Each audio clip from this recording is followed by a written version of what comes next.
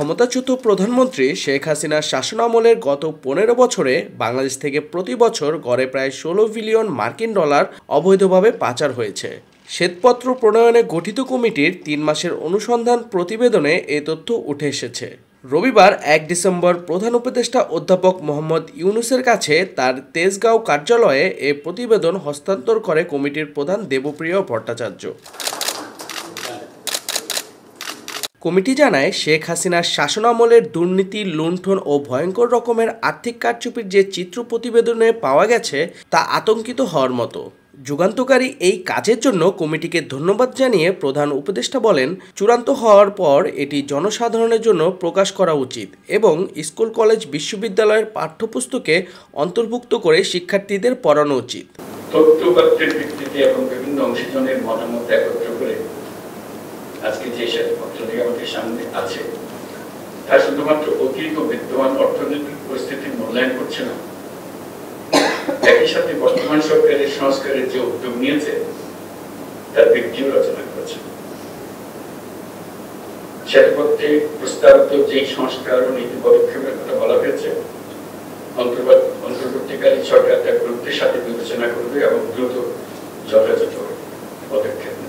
এটি একটি ঐতিহাসিক দলিল। জুলাই আগস্টের গণ অভ্যুত্থানের পর অর্থনীতিকে যে ভঙ্গুর দশায় আমরা পেয়েছি তা এই রিপোর্টে উঠে এসেছে। জাতি এই নথি থেকে উপকৃত হবে। তিনি বলেন, আমাদের গরিব মানুষের রক্তপানি করা টাকা যেভাবে তারা লুণ্ঠন করেছে তা আতঙ্কিত হওয়ার মতো। দুঃখের বিষয় হলো তারা প্রকাশ্যে এই লুটপাট চালিয়েছে। আমাদের বেশিরভাগ অংশই এর মোকাবিলা করার সাহস করতে পারেনি। সরকার কর্তৃক গঠিত এই কমিটি সরকারি কোনো হস্তক্ষেপ ছাড়া সম্পূর্ণ স্বাধীনভাবে শ্বেতপত্র প্রস্তুতের উদাহরণ বিশ্বের বিভিন্ন দেশে থাকলেও বাংলাদেশের এই প্রথম। ছাত্র জনতার অভ্যুত্থানের ফসল হিসেবে একটি বৈষম্যহীন অর্থনীতি ও সমাজ প্রতিষ্ঠার এই দলিলকে আমরা কাজে লাগাতে পারবো বলে আশা করি।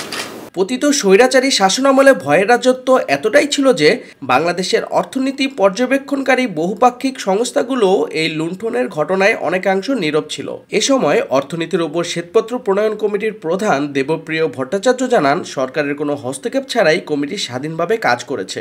তিনি বলেন, সমস্যাটি আমরা যতটা ভেবেছিলাম তার চেয়েও গভীর। কিন্তু ন্যূনতম 2 বছরের একটি পরিকল্পনা, মধ্যমেয়াদী পরিকল্পনা, যেটাকে রোলিং প্ল্যান হিসেবে দেখা যায়, প্রয়োজনে আরো 1 বছর 2 বছর প্রয়োজনে বাড়ানো যায়, এরকম একটি ফ্লেক্সিবল মধ্যমেয়াদী পরিকল্পনা এখন কিন্তু খুবই প্রয়োজন।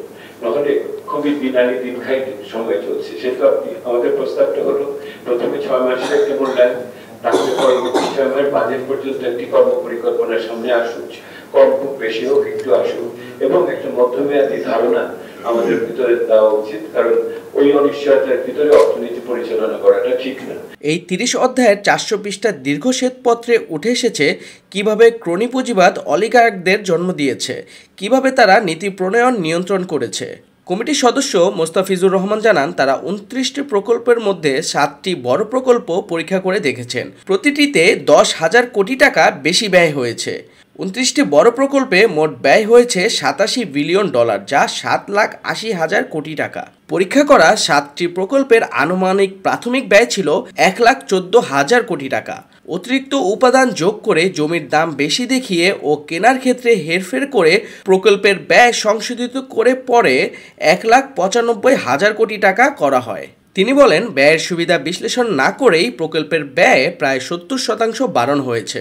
অর্থ পাচারে জড়িতদের আইনের আওতায় আনতে বিচার কাজ শুরুর পরামর্শ দেন তিনি।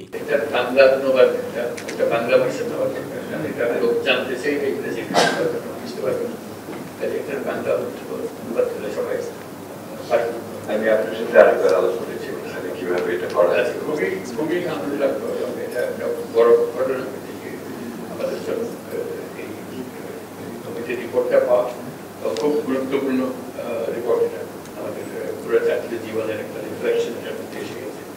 এটার দিকে আমরা কি করবো সেটাই কমিটির আরেক সদস্য অধ্যাপক একে এনামুল হক বলেন, গত 15 বছরে বার্ষিক উন্নয়ন কর্মসূচিতে 7 লাখ কোটি টাকার বেশি ব্যয় হয়েছে এবং এর 40% অর্থ আমলারা লুটপাট করেছে। কমিটির সদস্য মোহাম্মদ আবু ইউসুফ জানান, বিগত শাসনামলের কর অব্যাহতির পরিমাণ ছিল দেশের মোট জিডিপির 6%।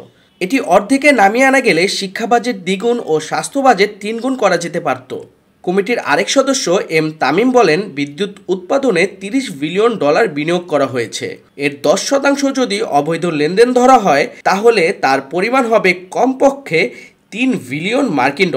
এ সময় আরও উপস্থিত ছিলেন অর্থ উপদেষ্টা সালেহ উদ্দিন আহমেদ, বাংলাদেশ ব্যাংকের গভর্নর আহসান এইচ মনসুর, মুখ্য সচিব সিরাজ উদ্দিন সাথী, সিনিয়র সচিব লামিয়া মোর্শেদ প্রমুখ। কমিটির রিপোর্টটা